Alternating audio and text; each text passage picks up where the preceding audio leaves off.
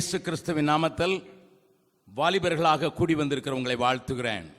යේසුස් වහන්සේගේ නාමයෙන් තරුණයන් ලෙස රැස් වෙන්නා ඔබව මම සාදරයෙන් පිළිගන්නවා. போன வருஷம் எனக்கு 27 வயசாக இருந்தது. இப்பொழுது நான் 37 வயசுக்குள் பிரவேசித்திருக்கிறேன். ගිය අවුරුද්දේ මට වයස 27යි. දැන් 34 ඇතුළත් වී ඉන්නවා. கொஞ்சம் என்னுடைய வயசை திருப்பி பார்ப்பது தான் எனக்கு வழக்கம். නම් මාගේ අවුරුද්ද ගැන පොඩ්ඩක් කල්පනා කිරීම මාගේ පුරුද්ද. ஆனால் உள்ளத்தில் இன்னும் 16 வயதாக தான் இருக்கிறேன். නමුත් මාගේ සිත තුළ මට වයස අවුරුද්ද 16. ஆகையால் நீங்கள் என்னோடு கூட கொஞ்சம் திறந்த மனதோடு கூட நீங்கள் இந்த கூட்டத்தில் இருந்தால் நலமாயிருக்கும் என்று நினைக்கிறேன். ඒ නිසා විවෘත සිතකින් මා සමග ඔබ මේ දේවමය තුළ ඉන්නවා නම් හොඳයි. நாங்கள் வந்து இங்கே நுழையும் போது ஒரு பாடல் நீங்கள் பாடினீர்கள். එනම් අපේ මේ ස්ථානට ඇතුළත් වන වේලාවේදී ඔබ ගීතිකාවක් ගායනා කළා. எங்க பாட்டி காலத்துல பாடின பாடல் பாடுங்க. நான் யூத் மீட்டிங் போறேன்னு சொன்னாங்க. இவங்க பாட்டிமார் மீட்டிங் வந்திருக்கிறாங்களே அப்படின்னு நினைச்சேன். එනම් මේ අපගේ ආච්චිලා කාලේ ගායනා කරපු ගීතිකාවක් මොකද්ද යූත් මීටින් එකේ ගායනා කරන්න කියලා කල්පනා කළා. பழைய பாடல்களை விரும்பி பாடுகிறவன் நான். එනම් පරණ ගීතිකාවලට කැමැත්තක් දක්වන කෙනෙක් මම. பூர்வ நாட்களை நினைத்திருக்கிற உங்களுக்காக ஆண்டவருக்கு நன்றி செலுத்துகிறேன். එනම් පෙර කාලය ගැන කල්පනා කළා ඔබට මම ඒ නිසා என்னாலுமே துதிப்பாய் என் ஆத்மாவே நீங்க என்னாலுமே துதிப்பாய் என்கிற பாடல் நீங்கள் பாடினதற்காக ஆண்டவருக்கு நன்றி செலுத்துகிறேன். එනම් සෑම කල්ම ස්වාමීන් වහන්සේට ස්තුති කරන්න මේ කියනවා ගීතිකාව ගායනා කරපු නිසා. என்றால் இந்த காலத்து வாலிபர்களுக்கு டர் பர் அப்படி பாடினாதான் கொஞ்சம் ஒரு மாதிரி இருக்குது.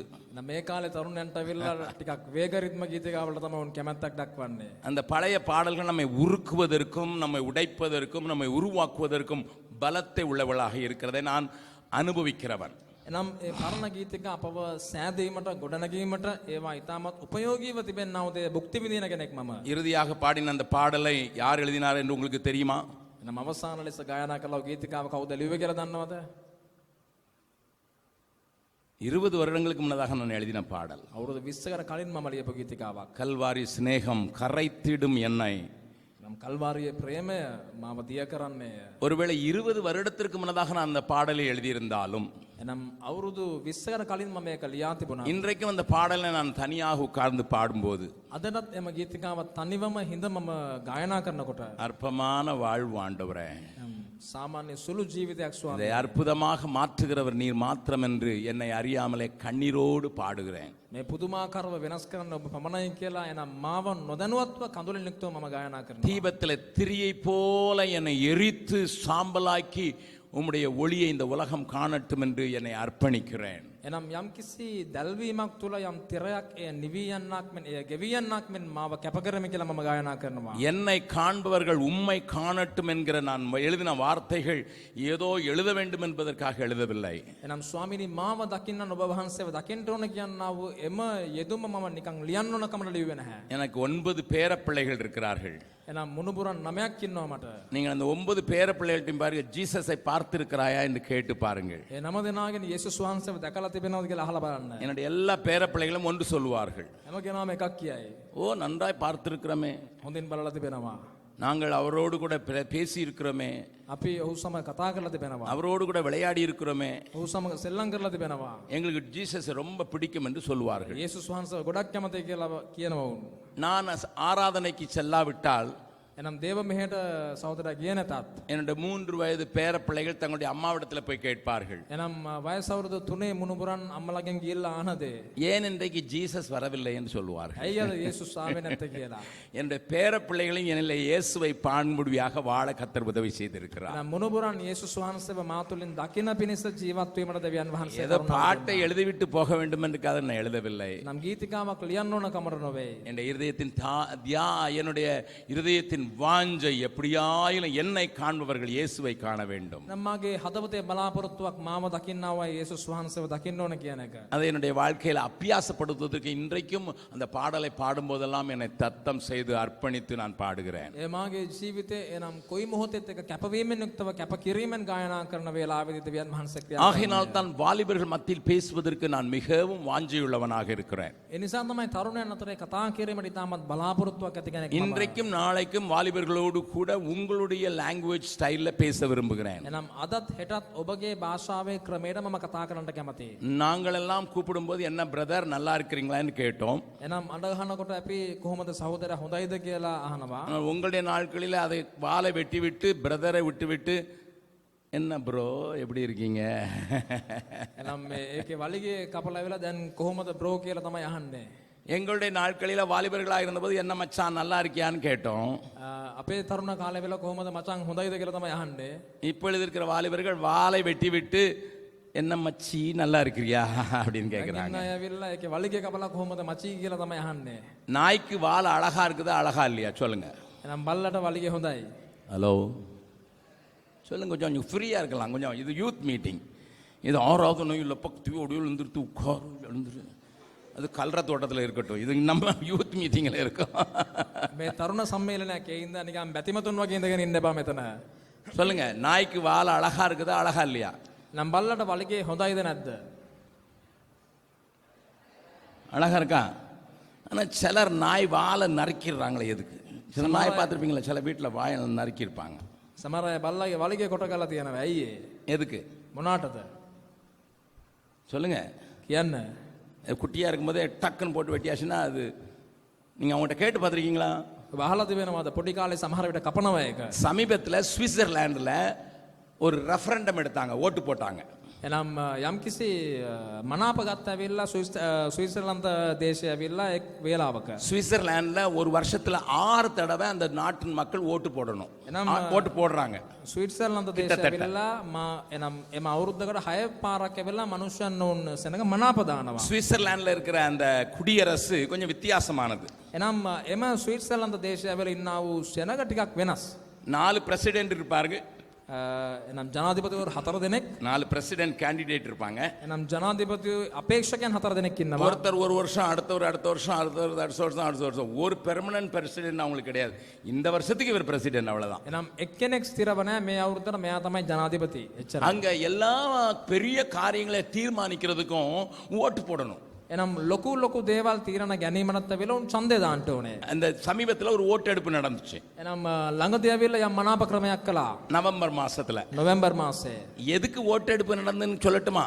මොනවාටද ඡන්දය ගත්තේ නම්? உதாரணமா நான் ஒரு காரியம் சொல்றேன். උදාහරණයක් ලෙස කියන්නම්. ஒருவேளை ஒரு கொழும்பு நடுவுலயே ஒரு பெரிய 6 லேன் ரோடு போடணும்னு தீர்மானிச்சாங்கன்னா அது ஜனங்களுக்கு பிரயோஜனமானதா, ரிங் ரோடு பிரயோஜனமானதா, இங்கேருந்து ஏர்போர்ட் போகிறதுக்கு ஃப்ளை ஓவர் வைக்கிறது ஏற்றுவதா, அதுக்கு கூட மக்கள்கிட்ட ஓட்டு போட சொல்லுவாங்க. එනම් සාමාන්‍යයෙන් හදිස්සියම ඇවිල්ලා කොළඹ අතරමැද විශාල පුළුල් පාරක් නැත්නම් අධිවේගී මාර්ගයක් හදන්න ඕනේ නම් ඇවිල්ලා මනුෂ්‍යයන්ගෙන් උන් අහනවා, මිනිස්සුන්ගෙන් අහනවා මේක හොඳ දෙයක්ද, මේක මිනිස්සුන්ට සාධකද නැද්ද කියන දේ. அந்த முறை இங்கிலாந்துலேயும் இருக்குது. ඒක එංගලන්ත දේශෙත් තිබෙනවා. ஐரோப்பாவில் வளர்ந்த நாடுகளில் இப்படிப்பட்ட ஒரு முறையை வச்சிருக்காங்க. එනම් මේ වගේ එනම් වර්ධනය වුණා වූ දේශන් වල මේ ක්‍රමයන් තිබෙනවා. ஆஸ்திரேலியாவில் இருக்கு, நியூசிலாண்டில் இருக்கு. ඔස්ට්‍රේලියානු දේශයේ, නවසීලන්තයේ මේ වගේ දේශන් වල තිබෙනවා. நான் நியூசிலாந்து போயிருக்கும்போது அங்கே ஓட்டெடுப்பு நடந்துச்சு. එනම් නවසීලන්තේ ඉන්න කාලේ එම ඡන්ද ක්‍රමය සිදු කළා. ஆணும் ஆணும் திருமணம் செய்யலாமா, பெண்ணும் பெண்ணும் திருமணம் செய்யலாம், ஓட்டு போடுங்கன்னு சொன்னாங்க. එනම් පුරුෂයා පුරුෂයා විවාහ කරන්න පුළුවන්ද, කාන්තාව කාන්තාව විවාහ කරන්න පුළුවන්ද කියලා ඡන්ද දාන්න කියලා ඉල්ලුවා. இப்படி மக்களை பாதிக்கிற எந்த காரியத்திற்கும் ஓட்டெடுப்பு நடக்கும். එනම් මනුෂ්‍යයන්ට යම්කිසි බලපෑමක් ඇති කරන්නා වූ කුමන දෙයකට උනත් උන් ඡන්ද ක්‍රමයක් පාවිච්චි කරනවා. இந்தியாவை மாதிரி இலங்கை மாதிரி ஆட்சியாளர்கள் என்ன நினைக்கிறார்கள் அதை செய்யணும், அதெல்லாம் அங்க ஒண்ணும் நடக்காது. එනම් ලංකා දේශයේ නැත්නම් ඉන්දියාව වගේ එනම් රජය කුමක්ද උන් හිතන්නේ ඒ දෙය කරන්නා වූ දෙයක් නැහැ ඒව දේශයන් වල. அந்த ஓட்டெடுப்பு நவம்பர் மாசம் இந்த சுவிட்சர்லாந்துல நடக்கும்போது එනම් නොවැම්බර් මාසයේ ස්විට්සර්ලන්ත දේශයේ සිදුවන වේලාවේ எதுக்கு எடுத்தாங்கன்னு நான் சொல்ல போறேன். මොනවාටද ඡන්දය ගත්තේ කියලා මම உங்களுக்கு කියන්නම්. ஆச்சரியமா இருக்கும். ඔබට ඒක පුදුමයක් වෙයි. மாட்டுக்கு கொம்பு இருக்கணுமா இருக்க கூடாதா? එනම් ගවයට විල්ලා අන් තියෙන්න ඕනද නැද්ද? இதுக்கு ஓட்டா? මේකට විල්ලා මනාප ක්‍රමයක්ද? கொஞ்சம் பேர் சொன்னாங்க ஆண்டவர் உண்டாக்கும் போதே மாட்டுக்கு கொம்பு வச்சிருக்கிறாரு. එනම් ටික දෙනෙක් කිව්වා විල්ලා ගවයව සාධන කොටම විල්ලා අන් තිබුණා කියලා. அது அழகா இருக்குது. ඒක ලස්සනයි. அது தன்னை பாதுகாக்கிறதுக்கு ஆண்டவர் கொடுத்திருக்கிறாரு. එනම් ආරක්ෂාව පිණිස ඒක ලබා දී තිබෙනවා. அந்த கொம்போடு கூட ஆண்டவர் உண்டாக்குனது அப்படியே இருக்கட்டும்னு ஒரு சாரார் சொன்னாங்க. ඒ අන් එක්ක ඉන්න එක හොඳයි කියලා සමහර අය නම් දෙවියන් වහන්සේ මැබීම තුල තිබුණා කියලා හොඳයි කියලා කිව්වා. இன்னொருவர் சொன்னாங்க තව කණ්ඩායමක් කිව්වා கொம்பு வளரணும்னா එනම් ඒ අන් වැඩෙන්න ඕනේ නම් இந்த மாடு சாதாரணமா திங்கிற புல்லை விட 3 பங்கு புல்லு தின்றுது. එනම් මේ ගවයා නැත්නම් මේ හරක් ඇවිල්ලා කන ප්‍රමාණයට වැඩිපුර තනකොළ කනවා. அதனால கொம்ப வளர விடாம ஆக்கிட்டோம்னா එනම් අපි ඇවිල්ලා යන් වර්ධනය වෙන එක නැවතුවොත් நம்ம புல்லுல 3ல 2 பங்கு மிச்சம். එනම් තුනෙන් දෙකක් ඒ කොටස වෙලා ඉතුරු වෙනවා තනකොළවල කියලා කිව්වා. சுவிட்சர்லாந்துல இருக்கிற புல்லுலாம் கொஞ்சம் பச்சை பசேன்னு நிறைய இருக்கும், இல்லைன்னா அந்த மாடு தின்னுருது. එනම් ස්විට්සර්ලන්ත දේශයේ තිබෙනා වූ තනකොළ ඔක්කොම ඊටාම සරුසාර දේවල්. ඒ හින්දා ඒව ඔක්කොම ගවයෝ කනවා කියලා කිව්වා. அதனால கன்றுக்குட்டி விழுந்த உடனே அந்த கொம்புல ஒரு ஆசிட போடுவாங்க, அது வளராது. එනම් පැටව බිහි වෙච්ච ගමන් ඇවිල්ලා ඒවට ඇසිඩ් එකක් දානවා, වර්ධනය වෙන්නේ නැහැ යන්. ரெண்டு பார்ட்டிக்கும் பயங்கர சண்டை. එනම් දෙපිලටම ප්‍රශ්නයක් ඒක. ஒருத்தர் கொம்பு வேணும்னாங்க, இன்னொருத்தர் கொம்பு வேண்டாம்னாங்க. එක්කෙනෙක් අං ඕනේ කියලා කිව්වා, තව කණ්ඩායමක් අං එපා කියලා කිව්වා. இப்ப நான் இதை கேட்க போறேன். දැන් මම අහන්න යනවා. நாய்க்கு வால் வேணுமா வேண்டாமா? ஓட்டு போடலாமா? ඡන්ද දාන්න පුළුවන්ද? எத்தனை பேர் சொல்றீங்க நாய்க்கு வால் இருக்கட்டும் சொல்றவங்க எல்லாம் கை வைத்துங்க பார்க்கலாம். එනම් බල්ලට වලිගේ තියෙන්න ඕනේ நல்லா කියලා வைத்துங்க, நல்லா வைத்துங்க. 2 ஓட்டும் போடக்கூடாது, ஒரு ஓட்டு தான் போடணும். ஓகே, மெஜாரிட்டி ஆயிட்டீங்க. சரி, கை கீழே போட்டுருங்க. நாய்க்கு வாலை வெட்டித்தாகணும் சொல்றவங்க கை வைத்துங்க பார்க்கலாம். බල්ලගේ වලිගේ කපන්න ඕනේ කියන අත උස්සන්න. என்ன ஒருத்தரையும் காணும். இவ்வளவு மோசமா தோக்கும் நான் நினைக்கலையே. நான் உங்களுக்கு காரணம் சொல்றேன். நாய்க்கு வாலை எதுக்கு வெட்டுறாங்க தெரியுமா? මම හේතුව කියන්නම්. බල්ලගේ වලිගයයි කපන්නේ දන්නවද? அப்பதான் தீவிரமா இருக்குமா.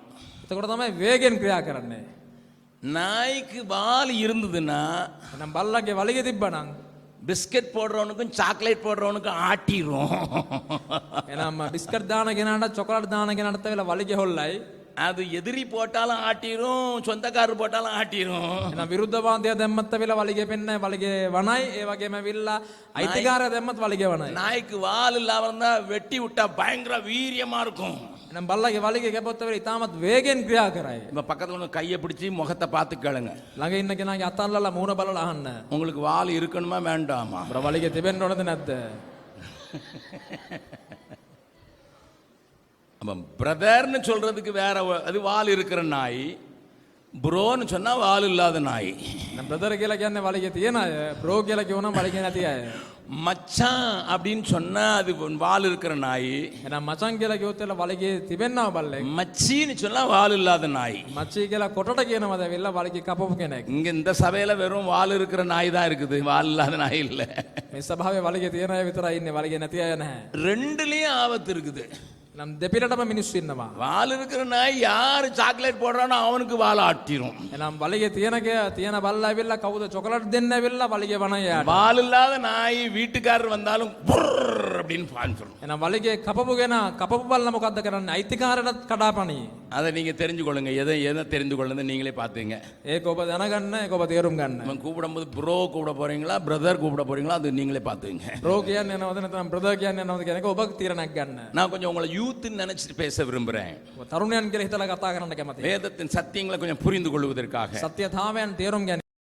முக்கியமான காரியத்தை உங்களோடு கூட பேசும்படியாக தேவ ஆவியானவர் என்னோடு கூட போராடுகிறார். නම් වැදගත් කාරණාවක් ඔබ සමග කතා කිරීමට දෙවියන් වහන්සේ ආත්මයන්න් මා සමග පොරපදින්නේ. என்னோடு கூட சேர்ந்து திருப்பிக் கொள்ளுங்கள். ஒரு வசனத்துக்கு நேராக உங்கள் கவனத்தை திருப்ப விரும்புகிறேன். එනම් එක් පදයක් කරා ඔබගේ අවධානය මා යොමු කිරීමට කැමති වෙනවා. வெளிப்படுத்தின விசேஷம் 3வது அதிகாரம் එළිදරව් පොතේ 3 වන පරිච්ඡේදය 11வது வசனத்தை வாசிக்க போகிறோம். 11 වන පදයේ කියවන කස්සමු. வெளிப்படுத்தின விசேஷம் 3வது அதிகாரம் 11வது வசனமா. இதோ சீக்கிரமாய் வருகிறேன், இதோ சீக்கிரமாய் வருகிறேன், ஒருவனும் உன் கிரீடத்தை எடுத்துக்கொள்ளாதபடிக்கு, ஒருவனும் உன் கிரீடத்தை எடுத்துக்கொள்ளாதபடிக்கு உனக்கு உள்ளதை பற்றி கொண்டிரு, உனக்குள்ளதை பற்றி கொண்டிரு. ඉක්මනින් එමේ කිසිවෙක් නුඹේ ඔටුන්න නොගන්නා ලෙස නුඹට තිබෙන දේ තදින් අල්ලා ගන්න. எனக்கு பின்னால எல்லாரும் சொல்லுங்க பார்க்கலாம். සියලු දෙනාම කියන්න. இந்த வசனத்தை டாக்டர் அசோக் பின்னால நாம் எல்லாரும் சொல்ல போகிறோம். එනම් ඩොක්ටර් අශෝක් කියවන වේලාවේදී අපි සියලු දෙනාම ඔහු සමග කියවමු. இதோ சீக்கிரமாய் வருகிறேன், ஒருவனும் உன் கிரீடத்தை எடுத்துக்கொள்ளாதபடிக்கு உனக்குள்ளதை பற்றி கொண்டிரு. நன்றாய் கவனியுங்கள் நான் சொல்ல போகிறதை. හොඳ නැවුම්කම් දෙන්න මා කියන්නවද? ஆண்டவர் மனிதனை உண்டாக்கும் போது அவனை குறித்து ஒரு பெரிய நோக்கத்தை வைத்திருந்தார். එනම් ස්වාමින් වහන්සේ මනුෂ්‍යව සාධන වේලාවේදී ඔහු කෙරේ මහත් අරමුණක් උන්වහන්සේ ලැබුසේක. அந்த நோக்கத்தை அவனுக்கும் சொல்லிக் கொடுத்திருந்தார். ඒ අරමුණ ඔහුටත් උන්වහන්සේ පැවසුවා.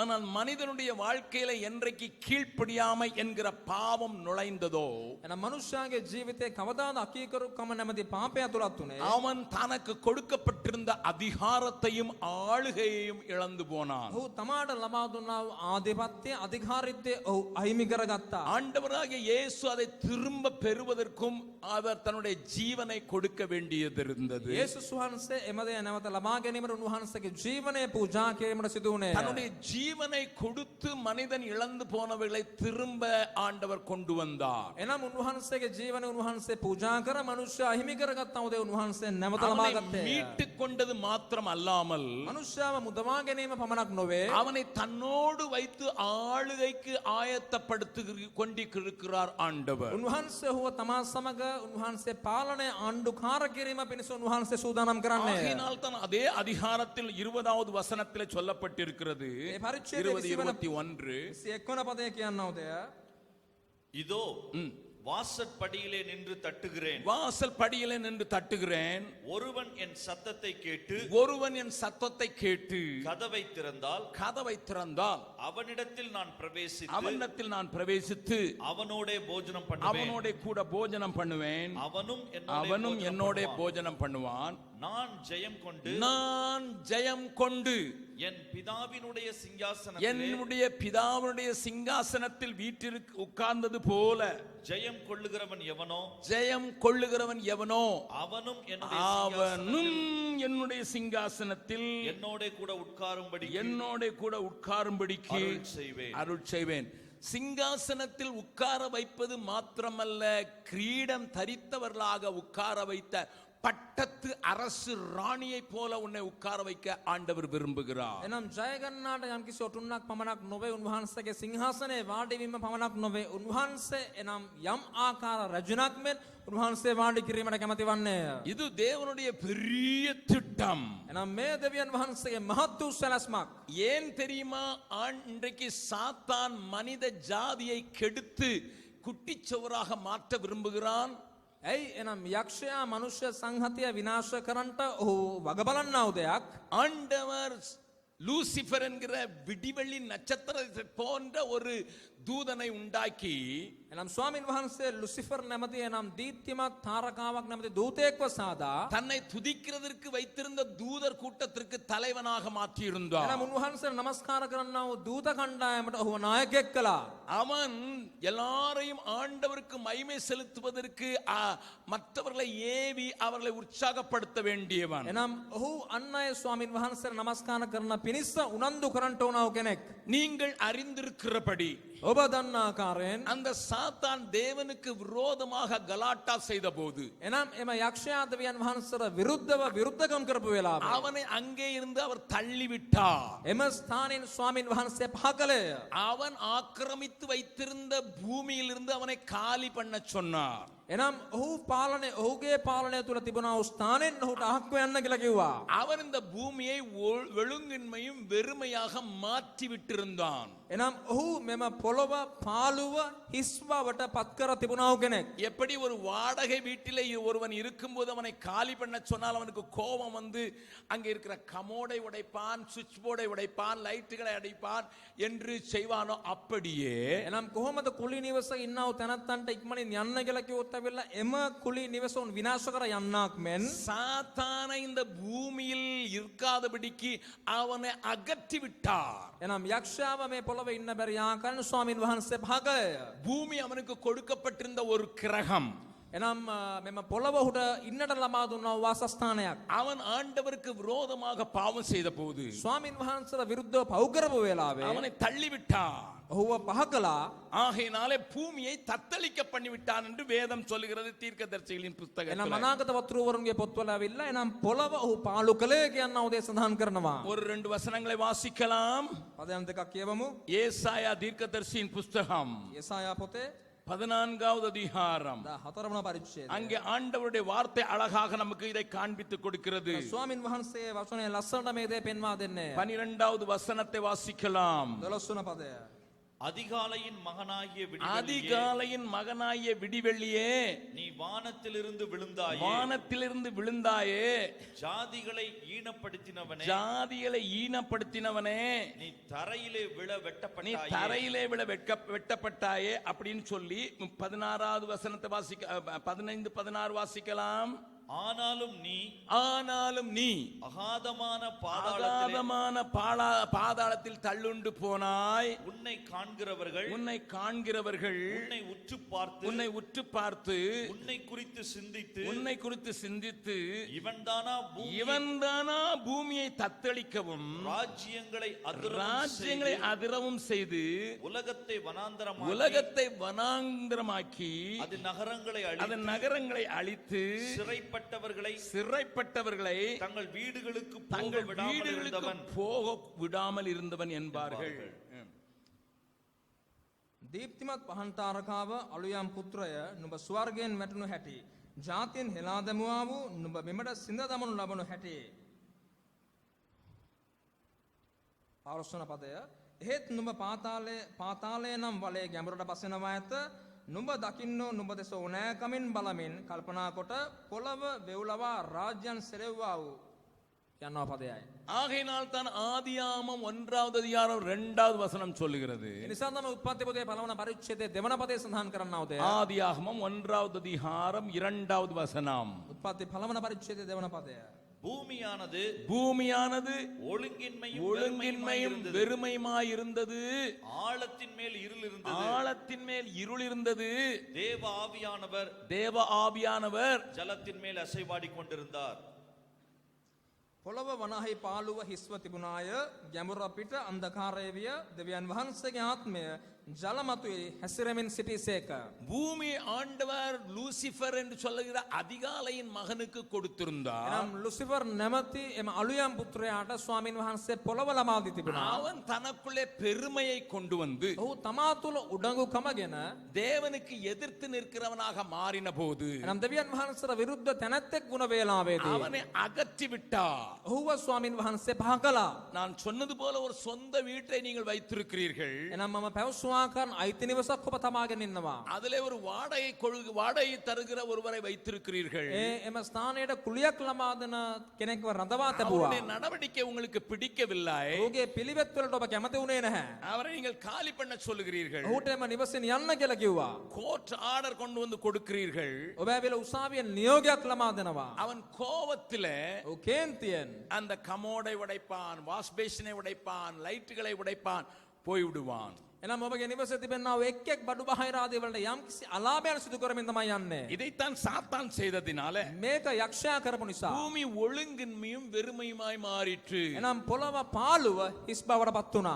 ஆண்டவர் அது நிமித்தமாகத்தான் එනම් ස්වාමීන් වහන්සේ නිමිත්තෙන් තමයි மனிதனை மறுபடியும் வாழ வைக்க வேண்டும் என்று சொல்லி මනුෂ්‍යව නැවතත් ජීවත් කරවන්න ඕනේ කියා பூமியை ரீக்ரியேட் பண்ணினார், மறுபடியும் உருவாக்கினார். அதைத்தான் 1வது அதிகாரத்திலே வாசிக்கிறோம். පොළව නැවතත් උන්වහන්සේ නම් භූමිය සෑදූසේක. ඒ තමයි පළවන පරිච්ඡේදය ඔබ කියවන්නේ. ஆதியாகமம் 1வது அதிகாரத்திலே சொல்லப்பட்டிருக்கிற அந்த சிருஷ்டிப்பு ரீக்ரியேஷன் என்று நான் சொல்லுவேன். එනම් උත්පත්ති පළවන පරිච්ඡේදයේ කියා තිබෙනා වූ කාරණාව එනම් මතු එනම් නැවත සෑදීමක් කියාම ඔබට කියනවා. மீண்டும் அழகான பூமியை உருவாக்கின ஆண்டவர் එනම් නැවත ලස්සන පොළවක් සෑදූ ස්වාමීන් වහන්සේ தன்னால் பூமியிலிருந்து எடுக்கப்பட்ட அந்த ஆதாமுக்கும் ஏவாளுக்கும் එනම් පොළවෙන් ගනු ලැබුවා වූ එම ආදම් සහ ඒව அதை ஆளுகை செய்வதற்கும் එනම් එය ආණ්ඩු කරන පිණිස அதை අනුபவிப்பதற்கும் එය භුක්ති විඳීමට அதை பலுகி பெருகி நிரப்புவதற்கும் එය වර්ධනය කිරීමට බෝ කිරීමට அதிகாரம் கொடுத்தார். එනම් උන්වහන්සේ ආධිපත්‍ය ලබා දුන්නා. அவர்கள் ஆள முடியும், ඔවුන්ට ආණ්ඩු කරන්න පුළුවන්, அதிகாரம் செலுத்த முடியும், ආධිපත්‍ය පෙන්වන්න පුළුවන්, அனுபவிக்க முடியும். භුක්ති විඳින්න පුළුවන්. மறுபடியும் சொல்கிறேன், கவனியுங்கள். නැවතත් කියන්න මහුම්කම් දෙන්න. அவர்கள் ஆள முடியும். ඔවුන්ට පාලනය කරන්න පුළුවන්. அதைத்தான் ஆதியாகமம் 1வது அதிகாரம் 26வது வசனத்திலே வாசிக்கிறோம். එනම උත්පත්ති පළවන පරිච්ඡේදයේ 26 වන පදය ඔබ කියවන්නේ. ஆளக்கடவர்கள் එනම් ආණ්ඩු කරන්න පුළුවන්. அதை அனுபவிக்க கடவர்கள். ඒ භුක්ති විඳින්න පුළුවන්. அதிலே ஆட்சி செய்ய கடவர்கள். එනම් මේ තුල ආණ්ඩු කරන්න පුළුවන්. அந்த கவனியுங்கள், හොඳින් ඇහුම්කන් දෙන්න. இந்த காரியம் சாத்தானுக்கு முதலாவது கொடுக்கப்படவில்லை. එනම් මෙම කාරණාව මෙම කාර්යය යක්ෂයාට මුලින් ලබා දුන්නේ නැහැ. அனுபவிக்கிறதுக்குரிய அதிகாரமும் அவனுக்கு கிடையாது. එනම් භුක්ති විඳින්න යම්කිසි ආධිපත්‍යයක් ඔහුට නැහැ. குடி வைத்திருந்தார். එනම් උන්වහන්සේ තැබුවා. அவனுக்கு டியூட்டி உன்னதங்களிலே. එනම් ඔහුට තිබුණා වූ වැඩය කුමක්ද? නම් அங்கே මහෝත්තම இருந்து ස්ථානය. ஆராதனை நடத்த வேண்டும். එනම් මහෝත්තම ස්ථානයේ නමස්කාරය මෙහෙවීම. குடியிருப்பதற்கு சொந்தமாக பூமியை கொடுத்திருந்தார். වාසය කරන පිණිස පොළව ලබා දී තිබුණා.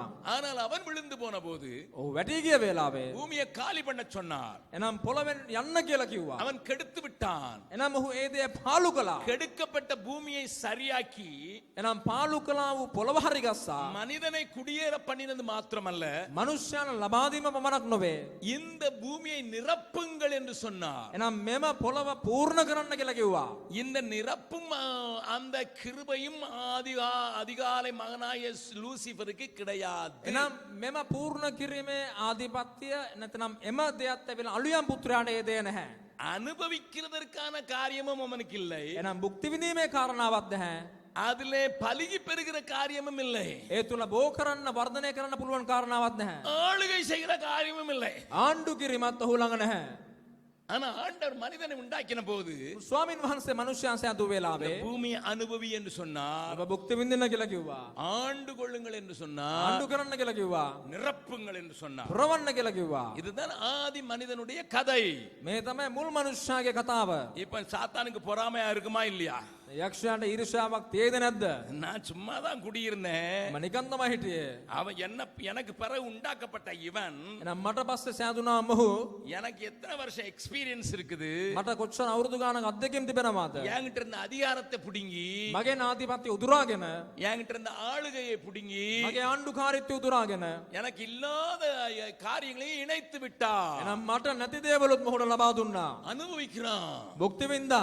அது மாத்திரம் இல்லாம ඒ විතරක් නැතුව பலுகி பெறுகிறான். එහෙනම් පූර්ණ කළා. அதனால தான் ඒ නිසා තමයි மனிதனை கண்டபோது சாத்தானுக்கு பயங்கர எரிச்சல். එහෙනම් මනුෂ්‍යව දකින වෙලාවේ යක්ෂයාට හරිම උඩඟුකමක්. நமக்கு அதனால தான் சாத்தான் எதிரி என்று வேதம் சொல்லுகிறது. ඒ නිසා තමයි යක්ෂයා විරුද්ධවාදී කියලා බයිබලයේ කියා තිබෙන්නේ. நான் சொல்லுகிற வார்த்தைகளை நன்றாய் கவனிக்கும்படியாய் கேட்கிறேன். මම කියනවා වචනෙන් හොඳින් ඇහුම්කන් දෙන්න. என் மேலையும் உன் மேலையும் எரிச்சல் கொண்டிருக்கிற ஒரு மனிதன் ஒரு பிராணி இருக்குமானாலும் சாத்தான். එහෙනම් මා කෙරෙහිත් ඔබ කෙරෙහිත් ඊර්ෂ්‍යාවන්ව තැනැත්තෙක් ඉන්නවාද? යක්ෂයා තමයි. நம்முடைய ஆத்மாவுக்கு விரோதமாக அவன் சுற்றி திரிகிறான் என்று வேதம் சொல்லுகிறது. එහෙනම් අපගේ ආත්මයට විරුද්ධව ඔබ මොබ ඇවිදින්නේ කියලා බයිබලයේ කියා තිබෙනවා. எதனை விழுங்கலாமோ என்றவன் சுற்றி திரிகிறான். නම් කුමන මනුෂ්‍යවත ගිල ගන්න පුළුවන්ද කියනවා කාරණාවෙන් ඔබ මොබ ඇවිදින්නේ. அதனால தான் மனிதன் மேல அவனுக்கு அவ்வளவு பொறாமை. ඒ නිසා තමයි මනුෂ්‍යයා කෙරේ එච්චර ඊර්ෂ්‍යාවක්. தேவன் மேல கோபம், දෙවියන් වහන්සේ කෙරේ කෝපයක්, மனிதன் மேல பொறாமை. මනුෂ්‍යයා කෙරේ ඊර්ෂ්‍යාවක්. இப்ப ஆண்டவர் மனிதனுக்கு கொடுத்து விட்டார். දැන් දෙවියන් වහන්සේ මනුෂ්‍යයන් ලබා දුන්නා. ஒரு தூதன் இன்னொரு தூதனை உருவாக்க முடியாது. ඒක දූතයෙක්ට තම දූතයෙක්ව සාදන්න බෑ. ஆனால் ஒரு மனிதன் ஒரு மனுஷி சேர்ந்து இன்னொரு குடும்பத்தையே கட்டமைக்க முடியும். ඒක මනුෂ්‍යෙක් ඒක කාන්තාවක් එකතු වෙයි තවත් පවුලක් ගොඩ නගන්න පුළුවන්. ஹலோ, நல்ல கவனிங்க. හොඳින් අහුම්කම් දෙන්න. ஒரு பிசாசு இன்னொரு பிசாசை உருவாக்க முடியாது. එහෙනම් එක යක්ෂයෙක් තව යක්ෂයෙක්ව සාදන්න බෑ.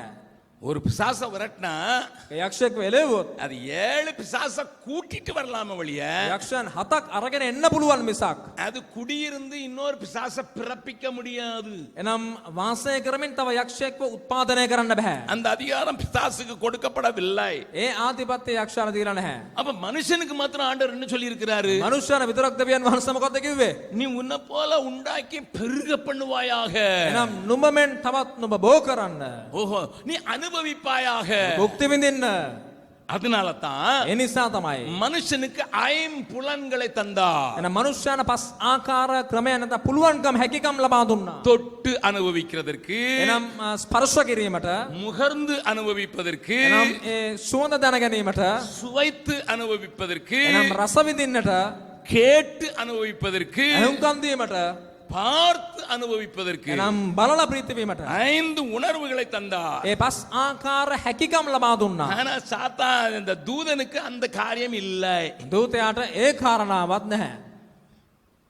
தூதன் வந்தான் பிரதர், சென்ட் வாசனை அடிச்சதுன்னு நிறைய பேர் டிவில எல்லாம் சொல்லுவான். දූතය ආවා සුවඳ විලවුන් එච්චර සුවඳක් හැමුවා කියලා ගොඩක් දෙනෙක් කියනවා. என் ரூமுக்குள்ள தேவதூதன் வந்தபோது ஒரே சென்ட் வாசனை அடிச்சது. அவனுக்கு வாசனையே தெரியாது. தூதனுக்கு மூக்கே கிடையாது. දූතයාට ඇවිල්ලා නහයක් නැහැ සුවඳ දැනගන්නත් බෑ மூக்கு ඇවිල්ලා. இருக்கலாம், ஆனா முகர்கிற சாரியம் இருக்காது. එනම් නහය තිබ්බත් ඇවිල්ලා ඒ දේ සුවඳ දැනගන්න முகர்கிற බෑ. காரியம் தேவனுக்கு மாத்திரம்தான் உண்டு. அவன் தான் சுகந்த வாசனை முகர்ந்தார் என்று எழுதியிருக்கிறது. එනම් ස්වාමින් වහන්සේ තමයි එම සුවඳ උන්වහන්සේ ඒ දේ ලබා ගත්තේ කියලා කියා තිබෙනවා. நல்லா கவனிங்க, நான் சொல்றது நல்லா கவனிங்க. ඔබ නහුම්කම් දෙන්න. நமக்கு சாத்தானை குறித்து வேதம் அழகாக சொல்லுகிறது, යක්ෂයා ගැන බයිබලයේ ලස්සනට කියා තිබෙනවා. தேவனை குறித்து அழகாக சொல்லுகிறது, දෙවියන් වහන්සේ ගැනත් කියා තිබෙනවා. என்னையும் உன்னையும் குறித்து சொல்லுகிறது. මා ගැන ඔබ ගැනත් කියා තිබෙනවා. ஆதியாகமம் 1வது அதிகாரம் 26 28 வசனம் தெளிவாக சொல்லுகிறது. එනම් උත්පත්ති පළවන පරිච්ඡේදයේ 26 සහ 28 වන පදයන් පැහැදිලිව කියා තිබෙනවා. பக்கத்துல இருக்க கையை பிடிச்சு சொல்லுங்க பார்க்கலாம். ළඟ ඉන්න කෙනාගේ දෑත් අරලා කියන්න. முகத்தை பார்த்து சொல்லுங்க, මූණ බලලා කියන්න. நீங்க பெரிய ஆளுதான்யா, ලොකු කෙනෙක් තමයි. நீங்க சரியான ஆளுதான்யா, හරි කෙනෙක් තමයි. நீங்க சாத்தானை காட்டிலும் பெரிய ஆளுதான்யா. යක්ෂයාට වැඩිය ලොකු කෙනෙක් තමයි. அவன் தாசை உருவாக்க முடியாது. ඔබට තව යක්ෂයෙක්ව සාදන්න බෑ. சொல்லுங்க சொல்லுங்க, நான் சொல்றதெல்லாம் இன்னொரு தாசை உருவாக்க முடியாது. කියන්න තව යක්ෂයෙක්ව සාදන්න බෑ. ஆனா உங்களுக்கு உங்களை மாதிரி ஒரு ஆளை உருவாக்க முடியும். ඔබට ඔබ වගේ කෙනෙක්ව සාදන්න පුළුවන්. நம்புறவங்க மாத்திரம் ஒரு அல்லேலூயா சொல்லுங்க பார்க்கலாம். විශ්වාස කරන අය පමණක් කියන හලෙලූයා. இது கொழும்பு அல்லேலூயாவா? அல்லேலூயா. அல்லேலூயா. நான் சொல்றேன் பஞ்சாப்ல எப்படி சொல்லுவாங்கன்னு. அல்லேலூயா. அதுக்கு பேர் பஞ்சாபி அல்லேலூயா. சொல்லுங்க பார்க்கலாம், ஒரு பஞ்சாபி அல்லேலூயா சொல்லுங்க பார்க்கலாம். அல்லே. ஆனா இந்த பில்டிங் இடிஞ்சு விழுந்தா என்ன கட்டிட்டு போகலாம், மறுபடியும் கட்டலாம். மறுபடியும் சொல்லுங்க பார்க்கலாம். அல்லே. ஐயா சென்னைக்கு வரைக்கும் கூட போகலையே, பஞ்சாபுக்கு அங்கே போகிறது. நல்ல கவனி, உனக்கு உன்னை பற்றி தெரியாதனால தான் சாத்தான் உன்னை பார்த்து ஏய் வந்துட்டான் பத்தியா அப்படிங்கிறான்.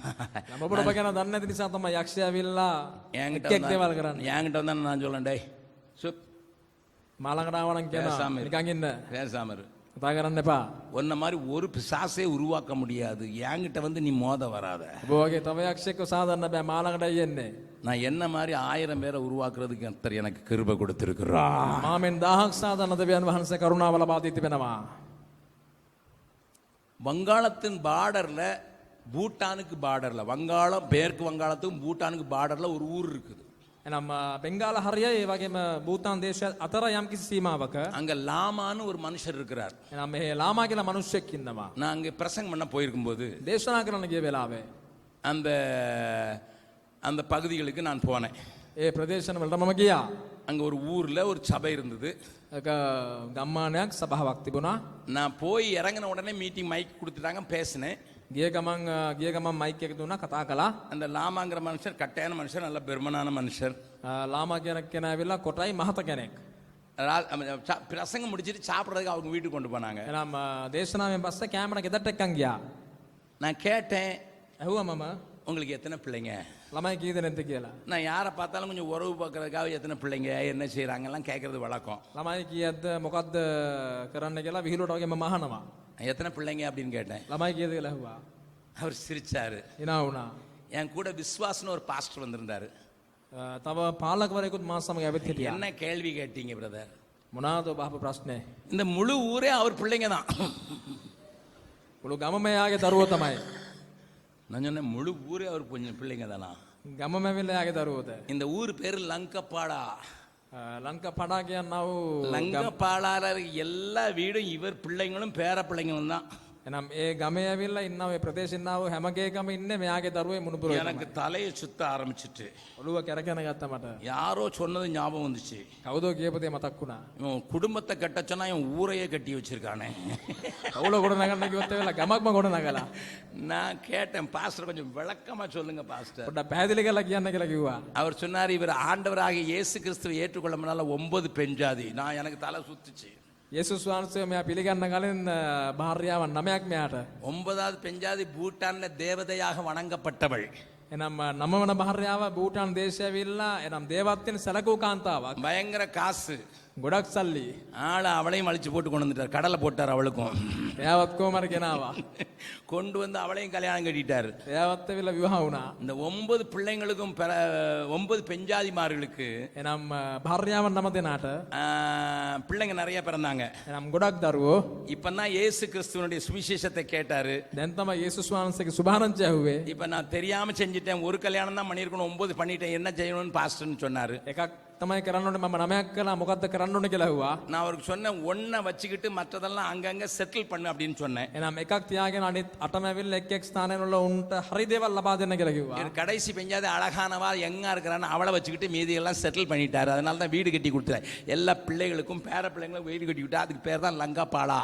එනම් අවසාන කෙනා ඇවිල්ලා ලස්සනයි කියලා ඇවිල්ලා එයාව තියාගෙන අනිත් හැම කෙනාටම ඇවිල්ලා ගෙවල් හදලා දීලා ඔක්කොම සැප පහසුකම් ලබා දීලා උන්නත් ඇරියා. பக்கத்துல வந்து கையை பிடிச்சு சொல்லுங்க. ළඟින් ඉන්න කෙනාගේ දෑතල කියන්න. ஒரு மனுஷன் ஊரையே உண்டாக்கிடுவான். මනුස්සයෙක් ගමක්ම හදයි. அவ்வளவு பலசாலி. එච්චර ශක්තිවන්තයෙක්. ஆனா சாத்தான் ஒரு ஆளை உண்டாக்க முடியாது. යක්ෂයාට එක්කෙනෙක්ව හදන්න බෑ. நம்ம யார் பெரிய ஆளு சொல்லுங்க? மனுஷன் லோகம் சாத்தான். யார் பெரிய ஆளு? மனுஷன் தான் பெரிய ஆளு. வெரி குட், நல்லா கவனிங்க. இது நமக்கு தெரிஞ்சிருக்க வேண்டிய அவசியம் உண்டு. මේක අවශ්‍ය දෙයක් අපිට. இப்ப சாத்தானுக்கு பயங்கர பொறாம, යක්ෂයාට ඇවිල්ලා ගොඩක් ඊර්ෂ්‍යාවක්. அதிகாரம் வச்சிருக்கான், ආධිපත්‍ය තිබෙනවා. அபிவிருத்தி வச்சிருக்கான், அபிவிருத்தி டெவலப்மெண்ட் வச்சிருக்கான், අභිවෘද්ධියක් එනම් වර්ධනයක් තිබෙනවා. அனுபவிக்கிற எல்லா சக்தியும் வச்சிருக்கான். මුක්ති විඳින හැමදේම තියාගෙන ඉන්නවා. இவனை விழத்தள்ளணும். මෙයාම කොහමරි වටන්න ඕනේ. எது ஆண்டவருக்கு பிடிக்காது? මොකද්ද දෙවියන් වහන්සේ කැමති? ஒன்னே ஒண்ணுதான் ஆண்டவருக்கு பிடிக்காது. එකම එක දෙයයි. பலவீனமா நான் நோஞ்சா மாதிரி இருக்குன்னா பிடிக்கும். එනම් දුර්වල කෙනෙක්ද එනම් ශරීරාකාරයෙන් දුර්වලද උන්වහන්සේ කැමති. அதனால தான் பாடுகிறோம், එනිසා තමයි ගායනා කළේ. பலவீனன் என்று தள்ளிவிடாமல் பலத்தால் இடை கட்டி நீ, பலத்தால் இடை கட்டி நீ, பலவீனன் என்று தள்ளிவிடாமல் பலத்தால் இடை கட்டி நீ, பலத்தால் இடை கட்டி நீ. எத்தனை நன்மைகள் எனக்கு செய்தீர், எப்படி நன்றி சொல்வேன், நான் எப்படி நன்றி சொல்வேன். எத்தனை நன்மைகள் எனக்கு செய்தீர், எப்படி நன்றி சொல்வேன், நான் எப்படி நன்றி சொல்வேன். நன்றி ராஜா, நன்றி ராஜா, நன்றி ராஜா, இயேசு ராஜா, நன்றி ராஜா, நன்றி ராஜா, இயேசு ராஜா, இயேசு ராஜா. பலவீனனா இருக்குன்னா பிடிக்கும். එනම් දුර්වල කෙනෙක් නම් කැමති. பெரிய அறிவாளியா இருக்கணும் கூட அவசியம் இல்லை, பிடிக்கும். ஏன்னா அவர் பேதைகளையும் நேசிக்கிறார். එනම් ලොකු ප්‍රඥාවන්තයෙක් බුද්ධිමත් මිනිසෙක් වෙන්න ඕනේ නැහැ. උන්වහන්සේ එනම් දැනුමක් නැති කෙනාට ප්‍රේම කරනවා. கணக்கு பாடத்துல முட்டையா எடுக்கிறியா பிடிக்கும். එනම් ගණන් පාඩමට වෙලා බිඳුවද ගන්න කැමති. ஒன்னும் வரமாட்டேங்க, படிக்க வரமாட்டேங்க, பிடிக்கும். ඉගෙන ගන්න බැරිද? ඒත් කැමති. மூக்கு கீழே இருக்கிறதுக்கு பதிலா இந்த பக்கமா இருக்குதா, பிடிக்கும். එනම් නහය ඇවිල්ලා උඩයට මාරු වෙලා තිබෙනවද? ඒත් කැමති. கண்ணு இங்க பாக்குறது பதிலா அங்க எங்கேயாவது பாக்குற மாதிரி இருக்கா, ஒரு கண்ணு இங்க பாக்குது, ஒரு கண்ணு இங்க எங்கப்பா பாக்குற சொல்லுப்பா அப்படின்னு கேட்க மாட்டேங்க இருக்கு, அப்புறம் பிடிக்கும். එනම් ඇස් ඇවිල්ලා වපර විදියට එක එක් පැත්තට බලනවා වගේ තිබෙනවද? ඒත් කැමති. பனைமரத்துல மழை பெஞ்ச மாதிரி கலரா இருக்கியா, பிடிக்கும். එනම් යම් කිසි ආකාරයකින් දුර්වර්ණද ඇවිල්ලා ඒත් කැමති. என்னையா பிடிக்காது தேவனுக்கு? මොකද්ද කැමති නැත්තේ? ஒன்னே ஒண்ணுதான் பிடிக்காது, එකම එක දෙයයි. பாவம். පාපය. அப்ப இவனை பாவம் செய்ய பண்ணிட்டா පව් කරන්න තිබ්බා. தேவனுக்கு ஆகாதவனா போயிருவான். දෙවියන් වහන්සේ අකමැති මිනිසෙක් වෙයි. இவனை பாவத்துல தள்ளிட்டேன்னா පාපයට වැට්ටුවොත් ஆண்டவர் இவனை என்ன வெறுத்த மாதிரி வெறுத்துருவாரு. ස්වාමින් වහන්සේ මොහොත් වෙලා මාවගේ අහත් இவனை කරයි. பாவம் செய்ய பண்ணிட்டேன்னா පව් කරන්න තිබ්බොත් இவன் ஆண்டோடைய சமூகத்துல நிக்க முடியாம மாறிடுவான். දෙවියන් වහන්සේගේ අභිමුඛයේ ඉන්න බැරි තත්ත්වයකට இவனை பாவத்துல விழ வச்சுட்டேன்னா පාපය තුලට වැට්ටුවොත් என்னைய மாதிரி அவனும் மாறிடுவான். මාවගේ උහුත් වෙයි. இதுக்கு தான் அவன் பிளான் போட்டு මේක තමයි සලස්ම. ஏவாள் அக்காட்ட போய் மெல்ல காதுல குசு குசுன்னு சொன்னான். එනම් ඒ වගේ සමන් වලට ටිකක් හිමින් කතා කළා ගිහිල්ලා. அக்கா அக்கா எவ்வளவு அழகா இருக்கீங்க அக்கா. අක්කේ ඔබ කොච්චර ලස්සනද? என்ன அழகா இருக்கீங்க அக்கா. කොයි වගේ ලස්සනද ඔබ? கண்கள் மான்களின் கண்களை போல இருக்குது. මෝදරුන්ගේ ඇස් වගේ ඔබගේ ඇස්. உங்கள் இடை மின்னல் இடையா இருக்கிறது. ඒ ශරීරය ඇවිල්ලා විදුලි ගැටීමක් වගේ. நீங்க நடக்கும்போதே பூமியே அதிருதுக்கா. වැවිදෙනකොට ඇවිල්ලා පොළව සෙලවෙනවා. நீங்க கண்ணை இங்கிருந்து அங்க போனீங்கன்னா எல்லாவனும் கீழே விழுந்துடுறாங்கக்கா. ඔබ මෙහෙන් එහෙට යන ඔක්කොම වැටෙනවා. அக்கா අක්කේ நீங்க முடி அப்படி பரட்ட மாதிரி போட்டுட்டு போனீங்கன்னா என்ன அழகா பறக்குது அக்கா. நீங்க ඔබ කෙස් වීදගෙන பறக்குறீங்க. ඔබ කෙස් වීදගෙන යන එක කොච්චර ලස්සනට තිබෙනවද? நீங்க முன்னால திறந்து போட்டு போனா எவ்வளவு நல்லா இருக்குக்கா. ඔබ හරියාකාර සලුවක් අතගෙන යන කොච්චර ලස්සනද ඒක? அப்படியே பின்னாலையும் திறந்து போட்டா ரொம்ப நல்லா இருக்கும்க்கா. இன்னைக்கு காலையில் நான் இருந்த ஹோட்டலில் ஒரு பொண்ணை அலங்கரித்து வச்சுருக்காங்க, பின்னால் ட்ரெஸ்ஸே இல்லை. උදේ හිටියා හෝටල් ඇවිල්ලා කාන්තාවක් நான் உண்மையை ලස්සනයි. தான் சொல்கிறேன். என்னங்க இது என்ன ட்ரெஸ் போடாமல் வந்துட்டாங்க, ஜட்டியோட வந்துட்டாங்களே, என்னத்துக்கு நினச்சிக்கிட்டு இருக்கேன். அது பிறகு முன்னால் போய் பார்த்தா தான் சிகப்பு கலரில் போட்டிருக்காங்க, இங்கே ஒன்றையும் காணும், இங்கே வரைக்கும் ஒன்றையும் காணும். சரி அவன் வீட்டுக்காரன் வருவான்னு நான் பார்க்குறேன், அவனும் பேண்ட்டு கீழே விழுகிற மாதிரி மாட்டிட்டு.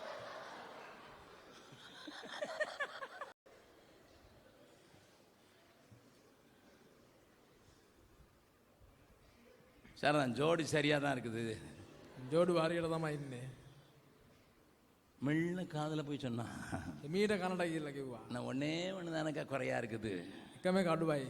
முகத்தில் சுருக்கு விழ ஆரம்பிச்சிட்டுக்கா. පොඩ්ඩ රැලි වැටෙන්න ගත්තා මූණේ.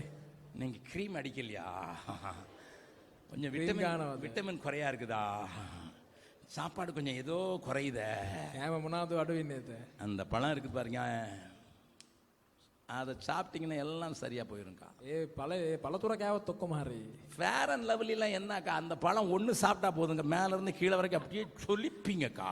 ෆෙරන් ලව්ලි එක මොකද්ද වෙලා? ඒ ඵලය ඔබ කෑවනම් උඩ ඉඳලා පල්ලට ඔක්කොම හරියයි. அதுக்கு பிறகு ஆதாம் உங்களை விட்டு போகவே மாட்டான்க்கா. ආදම ඔබගෙන් ඊට පස්සේ යන්නෙම නැහැ. இப்ப நான் பேசுற நேரத்துல கூட எங்க போயிட்டான் பாத்தீங்களா, அந்த திருட்டு பையன் அப்படிதான் இப்படி போய் அப்பப்ப போயிடுவான். කතා කරනකොට බලන්න කොහේ හරි ගිහිල්ලා ඇවිල්ලා එහෙම තමයි යා යන්නේ. நான் சொல்ற பழத்தை மட்டும் சாப்பிட்டா உங்ககிட்டே ஒட்டிக்கிட்டே இருப்பான். කියන ඵලය විතරක් කන්නවිල්ලා ඔබත් එක්කම ඉඳී. அக்காள் பறித்தாள், අක්කා ගත්තා, புசித்தாள், මුක්ති විඳා, கொடுத்தாள், ලබා දුන්නා. கெடுத்தாள். නාස්ති කළා. பாவத்தை இப்படித்தான் வர வச்சான். පාපේ බැමිනියා. இப்ப நான் கேட்கிற கேள்விக்கு நீங்க பதில் சொல்லுங்க, ஏன்னா என் டைம் முடிஞ்சிருச்சு, பாஸ்டர் கொடுத்த டைம். මම අහන ප්‍රශ්නට ඔබ පිළිතුර දෙන්න. அவர் சொல்லியிருக்காரு, நான் தான் இங்கே டைம் கீப்பர், அதனால நான் கொஞ்சம் ஒரு சப்ஜெக்டை கொஞ்சம் தூரம் கொண்டு போயிட்டு தான் அடுத்த கூட்டத்துக்கு பேச முடியும். එක දෙයක් හරියට කතා කරලා ඊළඟදී මම කතා කරනවා, වෙලාවත් මම හරියාකාරට කළමනා කරනවා. மனுஷன் என்னத்தை இழந்து போனான்? මනුෂ්‍යයා මොකක්ද අහිමි කරගත්තේ? பாவம் செய்த மனிதன் எதை இழந்தான்? හවුකාව මනුෂ්‍යයා කුමක්ද අහිමි කරගත්තේ? நான் ஒவ்வொன்றா கேட்பேன், சொல்லணும். මම එකිනෙක අහනවා කියන්න. சாப்பிடும்போது டேஸ்ட்டை இழந்தானா? එනම් ඒ රසය භුක්ති විඳින එක නැති කරගත්තද? නැහැ. மூக்கில் இருக்கிற வாசனை போயிடுச்சா? ரோசாப்பூக்கு பதிலாக மல்லிப்பூன்னு சொன்னானா? එනම් සුවඳ දැනෙන්නා වූ දෙය, එනම් නාසයෙන් සුවඳ දැනෙන්නා වූ දෙය අහිමි කරගත්තද? பக்கத்தில் இருக்க ஒருத்தன் தொடம்போதே அவ்வளோ புல் இருக்குது, அது இழந்தானா? இல்லை. ළඟ ඉන්න කෙනෙක් ඇවිල්ලා අල්ලනකොට ඇවිල්ලා ඒ දෙය හැංගීම නැති කරගත්තද? சிலருக்கு இந்த தொழுதலே மகிழ்ச்சி, அதனால பஸ்ஸில் உரசிக்கிட்டே நிற்பான். සමහර අය ස්පර්ශ කිරීම තුළම වෙනුන ප්‍රීතියක් ඇවිල්ලා බස් රථෙත් ඒ වගේ තමයි. தெரியாம கைப்பட்ட மாதிரி காட்டுவான். உங்களை தான் නන්නතු சொல்றேன். අතවතුනා වගේ. உங்களை தான் சொல்றேன்.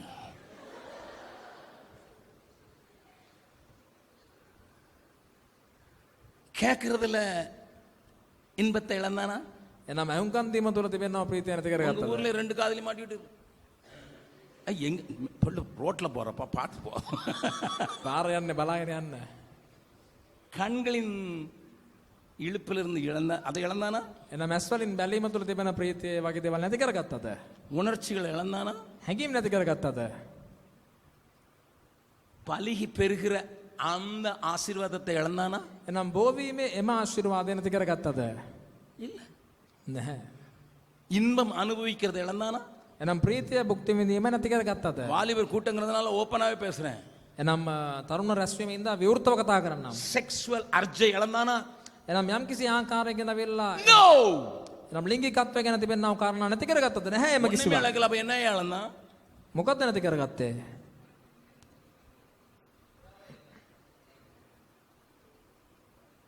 நல்லா கவனிங்க. හොඳින් අහුම්කම් දෙන්න. அது இல்லாமலே அதிகாரம் எனக்கு இருக்குது, அது இல்லாமலே ஆளுகை செய்யறது இருக்குது, அது இல்லாம அனுபவிக்கிறது. இதுக்கு மேல அனுபவி ராஜா அனுபவி, இதுக்கு மேல என்ன வேணும்? එනම් මේ දේවල් නැතුව ඇවිල්ලා භුක්ති විඳින්න හැමදේම හැම ආධිපත්‍යයක්ම ஆண்டவரோடு கூட சம்பந்தம் இல்லதான். දෙවියන් වහන්සේගේ සම්බන්ධය නැහැ තමයි. Who bothers? I need enjoyment. මට යම් කිසි ප්‍රීතියක් අවශ්‍යයි. எனக்கு அனுபவிக்கிறதுக்கு முடியல, இது போதுயா. මට විඳින්න පුළුවන් තරමට මම යනවා. பிறந்தேன், ඉපදුනා அனுபவிக்கிறேன். භුක්ති විඳිනවා. சாப்பாடு அனுபவிக்கிறேன், කෑම භුක්ති විඳිනවා. நண்பர்களோடு கூட அனுபவிக்கிறேன், මිත්‍රයන් එක්ක භුක්ති විඳිනවා. தண்ணி போட்டு அதை அனுபவிக்கிறேன், මත්පැන් තුලින් யாரோடு கூட பால் உறவு கொண்டு அதை அனுபவிக்கிறேன், කාත් එක්ක හරි සම්බන්ධයක් තියාගෙන භුක්ති විඳිනවා. கேட்டு அனுபவிக்கிறேன், ඇහුම්කම් දීලා භුක්ති பார்த்து විඳිනවා. அனுபவிக்கிறேன். බලලා භුක්ති විඳිනවා. மனுஷனுக்கு இதை விட என்னைய வேணும்? මනුෂ්‍යර වෙන මොකක්ද ඕනේ? பிறந்தேன், அனுபவிக்கிறேன், சாகுறேன், அவ்வளவுதானே. ඉපදුනා භුක්ති විඳිනවා මැරෙනවා එච්චරයි. ஆண்டவரோடு கூட உறவு இல்லைன்னா எனக்கு என்ன? ස්වාමීන් වහන්සේගේ සම්බන්ධය නැත්තම් මොකද්ද? The whole world is walking like that. එහෙනම් මුළු ලෝකයම ඒ ආකාරයෙන් නොවේ. உங்க வெளியே பற்றி கொஞ்சம் எட்டி பாத்தீங்கன்னா அவங்க அப்படித்தான் சொல்றாங்க. එහෙනම් පොඩ්ඩක් එළියට ගිහිල්ලා බලන්න බැල. එහෙම තමයි කියන්නේ. சம்பாதிக்க முடியுது, சம்பாதிக்க முடியுது, උපයන්න පුළුවන්. அறிவு இருக்குது, දැනුම තිබෙනවා. கம்ப்யூட்டர் போட முடியும், පරිගණකය දන්නවා. சந்திரனுக்கு போக முடியும். හතර යන්න පුළුවන්. எனக்கு அறிவு இருக்குது, හොඳට දැනුම තිබෙනවා. அறிவு இருக்குது, දැනුම තිබෙනවා. அனுபவிக்கிறதுக்கு திறமை இருக்குது, භුක්ති විඳින්න සුදුසුකම් තිබෙනවා. உலகத்தோடு கூட உறவு கொள்றதுக்கு எல்லா காரியம் இருக்குது, ලෝකයේ සමග සම්බන්ධයන් තියාගන්න හැමදේම තිබෙනවා. என்ன போல உருவாக்குறதுக்கு இந்த திறமை இருக்குது. මා වගේ තව කෙනෙක්ව සාධන හැකියාව තිබෙනවා. எனக்கு அது போதும். මට ඒක ඇති.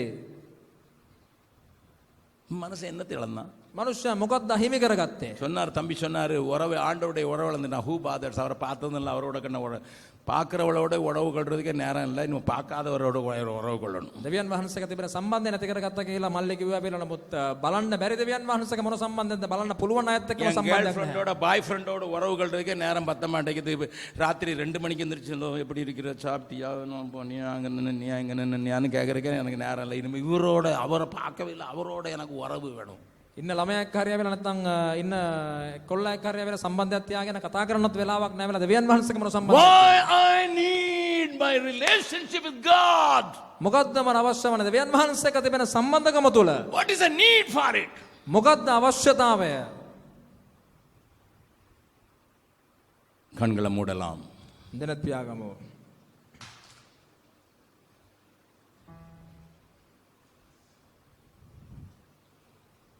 உலகத்தின் எண்ணத்திலே நான் ஒன்றையும் இழக்காதது போல் தோன்றுகிறது. එනම් ලෝකයේ බැල්මට මම කිසිවක් අහිමි කරගත්තේ නැති ආකාරයෙන් තිබෙනවා. பாவம் என்னுடைய வாழ்க்கையிலே நுழைந்ததினால் நான் ஒன்றையும் இழக்காதது போல ஒரு மாய தோற்றத்தை உண்டாக்கி விட்டான் சாத்தான். එනම් පාපේ මාව තුළට බැමිනීම තුලින් ඇවිල්ලා කිසිවක් අහිමි කරගත්තේ නැහැ කියලා මායාවක් යක්ෂයා පෙන්වන්නේය. நான் இழந்தது என்னது? මම නැති කරගත්තේ මොකද්ද? கொஞ்சம் யோசித்து பார், நான் பேசினவைகளை. ටිකක් කල්පනා කරලා බලන්න කතා කරපු කාරණාව. இன்னும் ஒன்னும் இழக்கலன்னா சாத்தான் எதுக்கு உன்னால இன்னைக்கும் தெரியுறான்? එහෙනම් කිසිවක් මම නැති කරගත්තේ නැත්තම් මොනාටද යක්ෂයා ඔබේ පසුපස හඹා එන්නේ? ஏன் உன்னை விழுங்கி விடுகிறவனை போல பார்க்கிறான்? ඇයි ගිල ගන්නට බලන්නේ? ஏன் உன் காலை தட்டி விடுறதுக்கு கிரியை செய்யறான்? ඇයි පාදේ තට්ටු කිරීමට ක්‍රියා කරන්නේ? பாவியான என்னையும் உம் பிள்ளையாய் மாற்றி நீ, பாவியாத என்னையும் உம் பிள்ளையாய் மாற்றி நீ நல்லவர், சர்வ வல்லவர், உம்மை போல் வேறு தேவன் இல்லை. நீ நல்லவர், சர்வ வல்லவர், உம்மை போல் வேறு தேவன் இல்லை. ஹalleluya.